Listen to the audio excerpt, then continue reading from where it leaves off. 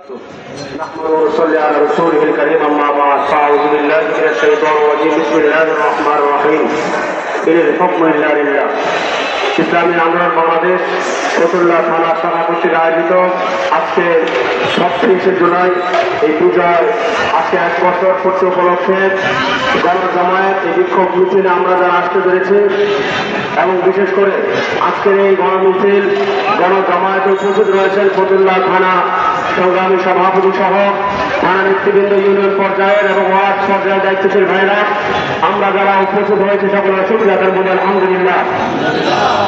আমি দু একটি কথা বলি, আমার বক্তব্য রীতি জানবো। বক্তব্যের শুরুতেই স্মরণ করছি যারা এই নতুন বাংলাদেশ বিজয়ের পিছনে নিজের রক্ত ঢেলে দিয়ে, নিজের বুকের তাজা রক্ত ঢেলে দিয়ে, জীবনকে বিসর্জন দিয়ে বাংলাদেশের নতুন এক সূর্য উদিত হওয়ার ব্যবস্থাপনা করে দিয়েছেন। আমরা দোয়া করছি আল্লাহ পাক রব্বুল আলামিন তাদেরকে জান্নাতের উঁচু মাকাম দান করেন, সকলে পড়ি আমিন। যারা এখনো আহত অবস্থায় সংযুক্ত গ্রহণ করেছেন আল্লাহ পাক তাদেরকে সুস্থতার নিয়ামত দান করুন।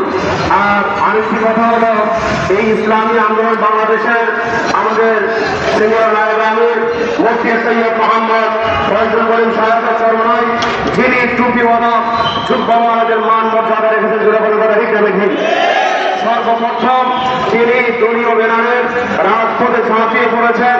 আর এর জন্য এই বাংলাদেশের এই জুলাই অভ্যুত্থান নতুন বাংলাদেশের ইতিহাস রচনা করতে গেলে ইসলামী আন্দোলন বাংলাদেশকে মাইনাস করে ইতিহাস রচনা করা সম্ভব হবে না। আমরা আমার কথা বলছি ব্যক্তিগত, 3 তারিখে 4 তারিখে আমরা চাষারা রাজপথে ছিলাম। 5 তারিখে আমি একক আমার চরপাশুরা এলাকা থেকে সর্বপ্রথম যখন যেইভাবে নিজের জীবনে ভয় আতঙ্ক সৃষ্টি অবস্থায় আমরা সেই ভাটায় অংশগ্রহণ করেছি। এদিকে আমরা মাওলাঘাট পাড়ি দিয়ে সিএনজিতে আশাবাদ হয়ে এরপর সদরঘাট গিয়ে সদরঘাট পাড়ি দিয়ে যাত্রাবাড়ি সায়দাবাদ অংশগ্রহণ।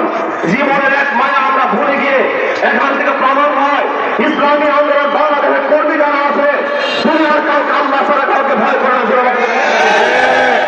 আমরা বলতে চাই আগামী নতুন বাংলাদেশ গড়তে হলে ইসলামী আন্দোলন বাংলাদেশের সৈনিক কর্মী যারা আছেন ইনশাআল্লাহ পাড়া মহল্লা ওয়ার্ড ইউনিয়ন থানা পর্যায় কেন্দ্র পর্যন্ত প্রত্যেক জায়গায় ইসলামী আদর্শ ছড়িয়ে দিন ইনশাআল্লাহ।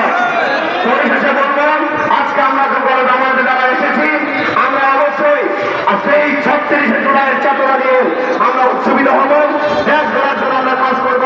বিশেষ করে ইসলামী আন্দোলন বাংলাদেশ এই ফতুল্লাহ থানা উর্বর একটি পরিবেশ, হাত পাখার জয় জয়কার স্লোগান।